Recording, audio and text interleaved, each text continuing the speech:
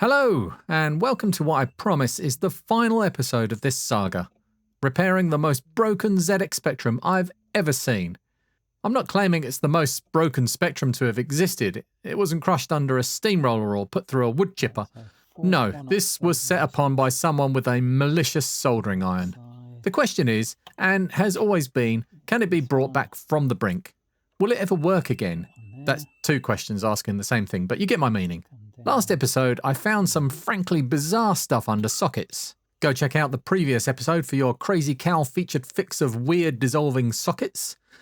And I ended taking another step closer to a repair. As we join the action, you find me searching for faults in the lower RAM area of the board. And... oh, I wonder if there's another break. Another break? Do you think you missed something the last two times you were here? Should be that bit. I've literally no idea what you're talking about. It's likely under that one. At this point, it would probably be helpful if you told us what might be under there and why. Just a suggestion. Brief explanation. With a pointer. Let's make a red pointer. Does it really matter what colour it is? ULA pin 21 comes down to this resistor, which is R2. And from there, it comes down through on the other side of the board to this via down here, and there's a trace that runs around there through there, and it's meant to go to that pin there, and it doesn't. It's not connected, so we're having this socket out again. Should have gone with your gut, mate.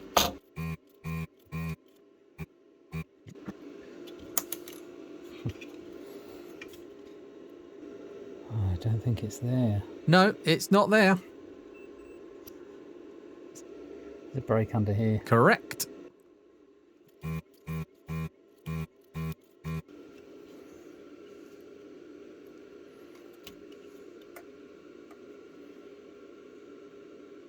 Wait for it. Ah.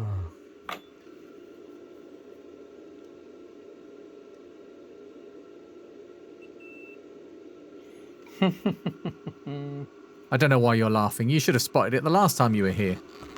Come closer and see that there where the red probe is right now is a break. So continuity there, but not there. I spotted that one. I fixed that one. But not that one. It wasn't my fault. Yeah, it was.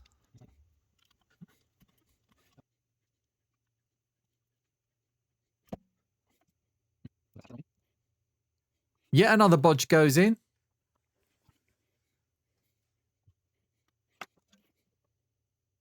Will it work? Who knows? Judging by everything we've seen so far, probably not.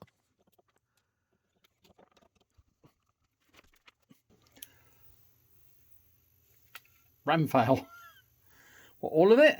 Oh God, what have you done now? I spent even more frustrating hours chasing possible faults into dead ends late into the night. I found another broken trace under the lower RAM, and rather than watching me fix that one, you can rewind a few minutes. It's exactly the same kind of thing. Forget to turn the camera on? Who? Me? Anyway, skip forward and this happens. We have a picture. We still have a fault. I'm almost ashamed to say I spent an obscene amount of time swapping RAM chips back and forth trying to get a consistent error. Sometimes the fault would follow the swap chip, the next time it wouldn't. It didn't seem to stop me from trying. Somehow, I eventually found a combination of a possibly kinda working specky. Have a listen here. Right, with test ROM, known good working CPU, dodgy ULA that displays garbled screen, I get this. So slightly corrupt display, and the memory tests fine. Lower RAM okay, there's no upper RAM installed. Okay, switch that off. Now, with my nebula from Retroleum, amazing Retroleum. Oh, all the pins are in the pinholes. I get lovely display and a memory fault. Ignoring that for the moment, I went back to swapping memory ICs and then logic chips, without any meaningful results. I could show in great detail how I followed the seemingly random errors around the board, but it wouldn't make for a very entertaining video. Let's just gloss over the fact that for some reason I decided to carry on swapping RAM chips in the hope it might spontaneously fix itself. Listen to this poor fool. You'd think that meant the chip was bad, but let's turn that off. Take this out, grab another. These all tested good.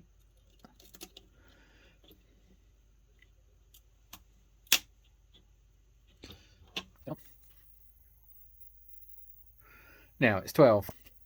Try the other ROM test. 6. That says that's 12 as well. Why would that be? Well, Lee, it's probably because it's not the RAM causing the problem. Maybe you should be looking at the logic chips. Well, that wasn't there before. At this moment in time, I discovered another crispy resistor. This wasn't there before and must have happened during the repair. With so many components being removed and reinstalled, something along the way must have shorted. I still to this day, after reviewing many hours of footage, have no idea what caused this or even exactly when it happened. I whipped the barbecued component out and replaced it with a new one. There's no chance this could have anything to do with the problem as, once again, despite its caramelized appearance, the resistor was still testing at the expected value. Same error as before. With that out of the way, I went back to futile swapping of RAM chips for more time than I care to admit. Until... Oh, wait. What? Surely that was a fluke. No. Both diagnostic ROMs passed the lower RAM.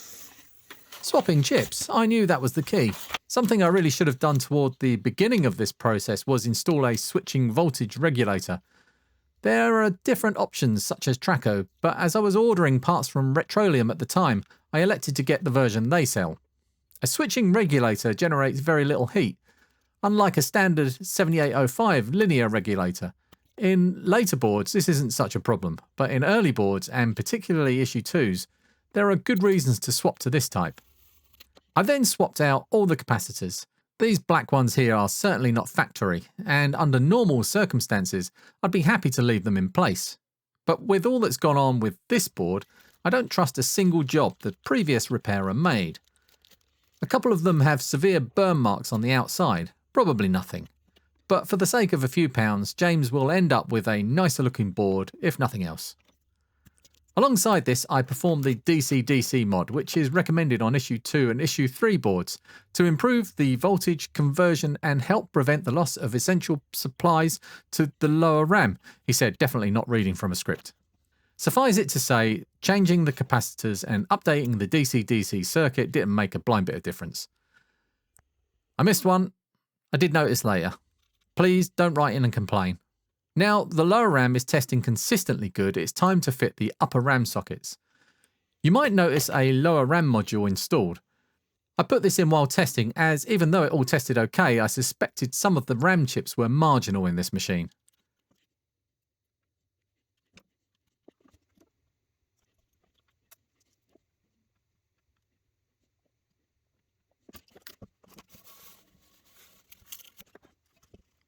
A test with the upper RAM sockets empty.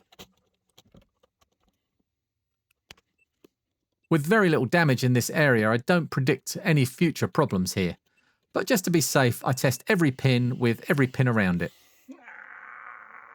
I also test the computer for faults after each socket is installed. If I'd done this with the lower RAM, it would have saved me hours of work. Each RAM chip is tested again, just in case, before it's slotted into its new home. I sense the end in sight now. Soon this repair will be complete. I can feel it in me water.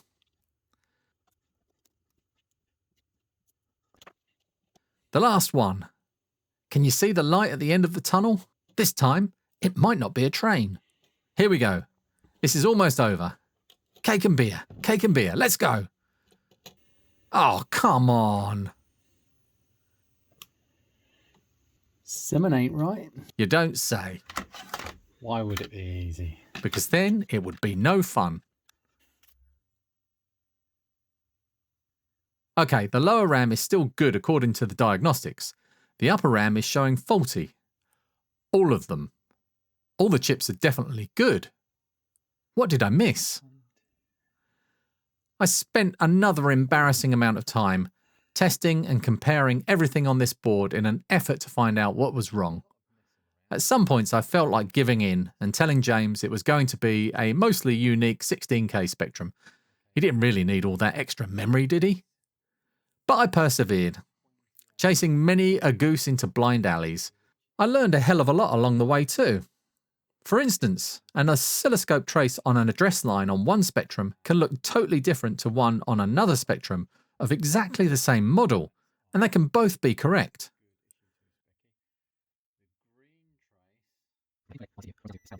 Many more hours were spent tracing traces and probing pins, and at times I felt a bit lost and out of my depth. But there's a stubborn streak in me that can sometimes be useful. I don't like to leave a mystery unsolved. And so I ended up here. Right, as you can see, I've taken out all of the upper RAM logic chips, and I took out this one first, and there's no problem underneath there. So then I took out this one, and there's no problem underneath there. And I took out this one, and there was no problem underneath there. And I took out this one. No problem? I've taken this one out before because there was a short up here previously. And I inspected this and everything seemed fine. And I will show you what's wrong. Such a tease. Can you see what's wrong? No, neither can I. And the Oscar goes to...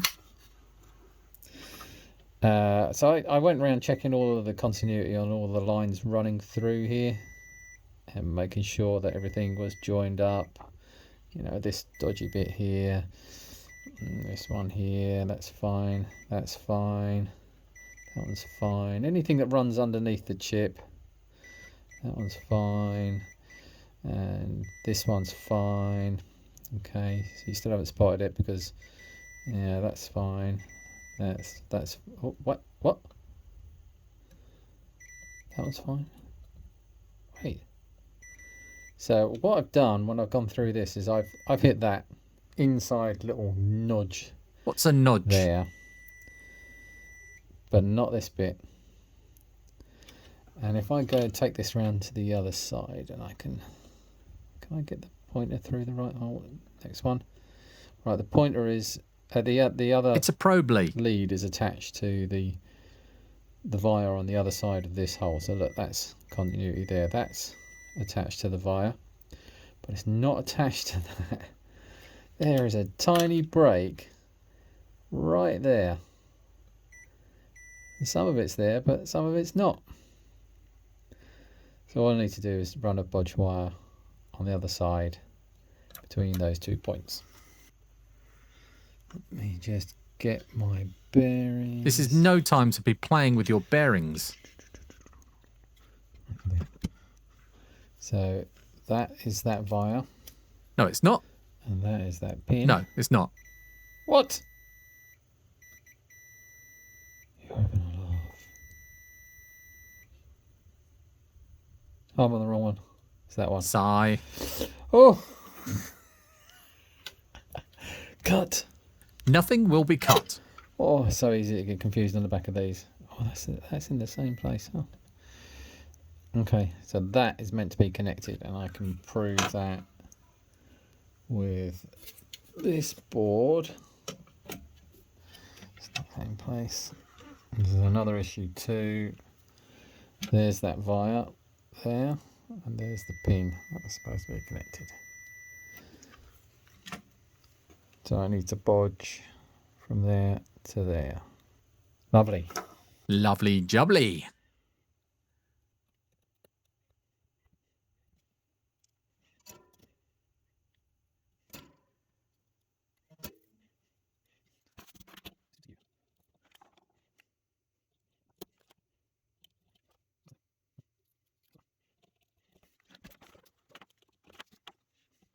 Could this be the one? Will I point the camera at the screen so you can see?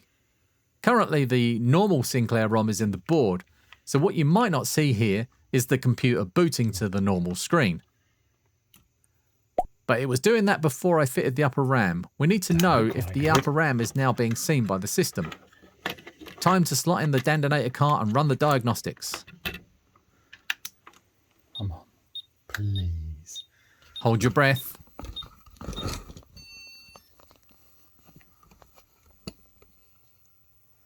Dozens of times I'd run these tests. The lower RAM would pass, the first test of the upper RAM would pass, and then the remaining upper RAM tests would fail in nasty red text.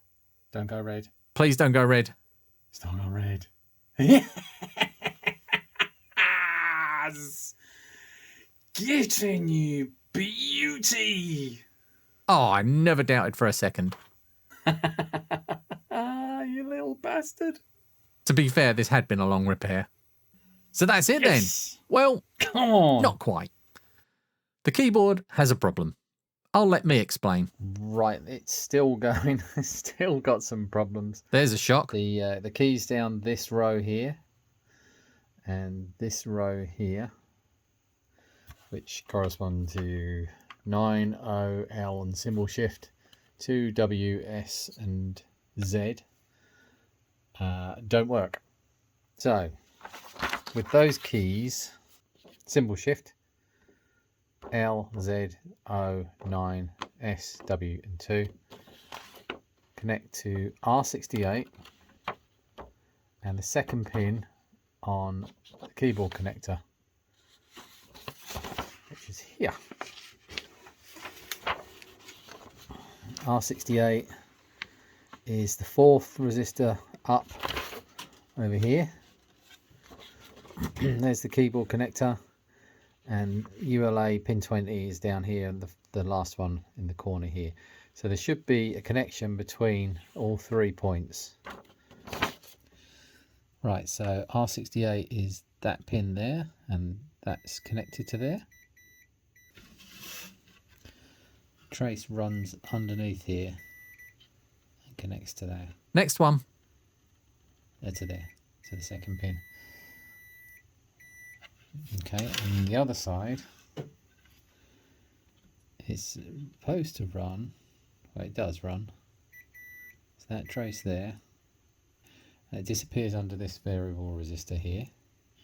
It comes out and it's supposed to connect to pin 20, but there's no continuity. So somewhere between here and here is a break, but it's not this side, because we can see that that's still got continuity there. It's somewhere under here, and if I tag pin 20 there, that's the trace right there, and that goes under this variable resistor. I can show you what's happened there. Someone's jammed in a screwdriver in that slot. Not a screwdriver, but carry on. And wrenched it round. And I'm not sure if you'll be able to see, but there's a broken trace underneath there. Can you see? You can see.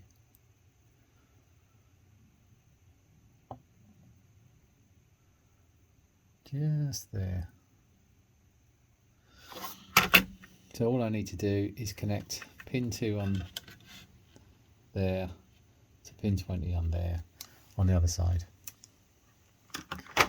and then this will be a working specky. There's nothing else can go wrong.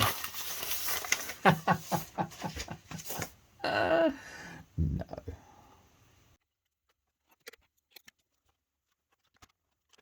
And that is really it. An amazing roller coaster of a repair with more faults, red herrings, hidden nudges and self-inflicted mistakes than can be counted on a few hands. But it works. It actually works. Now it was finally working. I could do all the cleaning, faceplate fixing, other cleaning, other faceplate fixing and crazy blank screw replacing to finish the job. I swapped the lower RAM module for the individual chips and switched it on with the diagnostic cart inserted for one final test. Just in case. Oh, balls. I took out all the lower RAM chips, put the RAM module back in, and the error went away. Rather than embarking on another quest to fix it, I left the module in there and left it at that. I don't think I'll ever repair a more broken thing in my life. And I spend all of my time fixing broken things. But that doesn't mean I'm not already looking for the next challenge. All that was left was to package it up and post it back to James in glorious Scotland. Mon the specky. Where I hope it gets to live out the rest of its existence, giving pleasure to its owner, or in a nice waterproof box in a loft. I'll miss you, little Spectrum. You put up a hell of a fight. And thank you, James, for letting me fix it. It was a real privilege. I'm going to go and lay down now and think about my life choices. Goodbye.